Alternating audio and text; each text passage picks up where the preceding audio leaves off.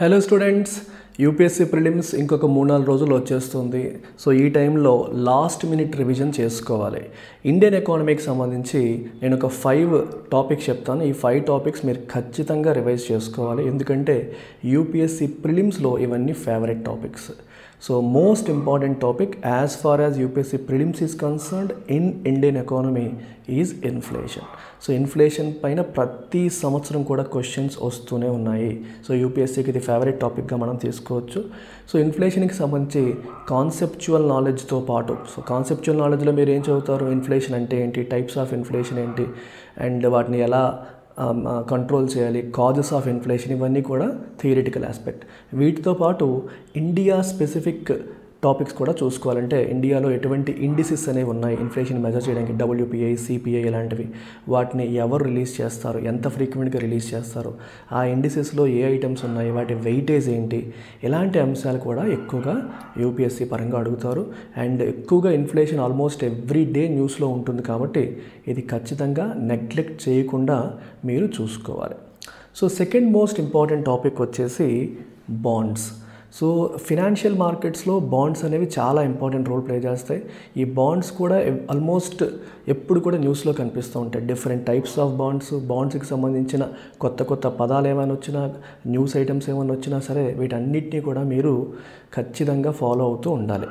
So మనకి చాలాసార్లు మీరు మసాలా బాండ్ అని, గ్రీన్ బాండ్ అని, రకరకాల బాండ్స్ మీరు కొత్త పేర్లతో చూస్తూ ఉంటారు.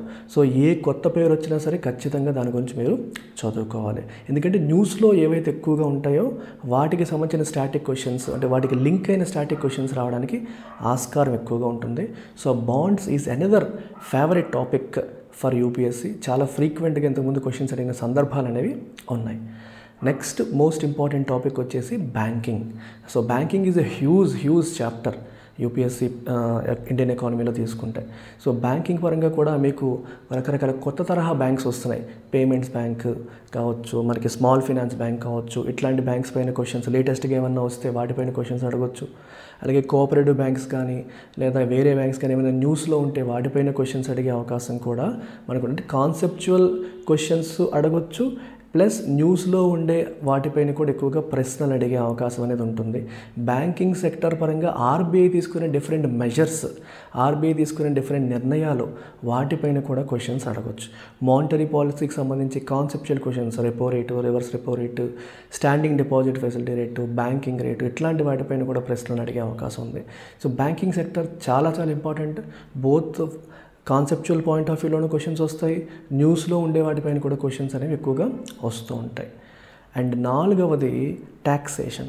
సో ట్యాక్స్లకు సంబంధించిన టాపిక్స్ పైన కూడా క్వశ్చన్స్ చాలా ఫ్రీక్వెంట్గా యూపీఎస్సీలో అడుగుతూ ఉంటారు.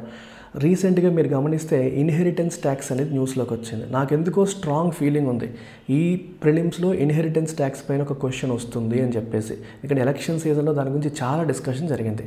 ఇలా కొత్త తరహా ట్యాక్స్లు ఏమైనా వచ్చినా మన కంట్రీకి వేరే కంట్రీస్కి ట్యాక్సేషన్ అగ్రిమెంట్స్, డిటిఐ అంటాం, డబుల్ ట్యాక్సేషన్ అవాయిడెన్స్ అగ్రిమెంట్, ఇట్లాంటి అగ్రిమెంట్స్ ఏమైనా సైన్అప్ చేసినా ఇలాంటి వాటిపైన కూడా క్వశ్చన్స్ అడుగుతారు. అలాగే tax elasticity, tax buoyancy, GST, VAT, different kinds of taxes న్యూస్లో ఎప్పుడు రన్ అవుతూ ఉంటాయి.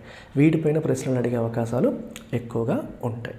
అండ్ ఫైనల్గా ట్రేడ్ లేదా ఓపెన్ ఎకానమీ, అంటే భారతదేశానికి బయట దేశాలకి మధ్య జరిగే relations, especially economic relations, exports, imports, balance of payments, FDI, foreign direct investment, foreign institutional investment, వీటికి సంబంధించి గవర్నమెంట్ తీసుకునే నిర్ణయాలు కావచ్చు, రీసెంట్గా మనం సైన్ చేసిన అగ్రిమెంట్స్, అంటే వేరే కంట్రీలతో కావచ్చు, వేరే ఎకనామిక్ బ్లాక్స్తో కావచ్చు, మనం కొన్ని ఎఫ్టీఏస్, ఫారెన్ ట్రేడ్ అగ్రిమెంట్స్ కావచ్చు, ఫ్రీ ట్రేడ్ అగ్రిమెంట్స్ కావచ్చు, అలాగే ప్రిఫరెన్షియల్ ట్రేడ్ అగ్రిమెంట్స్ కావచ్చు, ఇట్లాంటివి మనం సైన్ చేస్తూ ఉంటాం.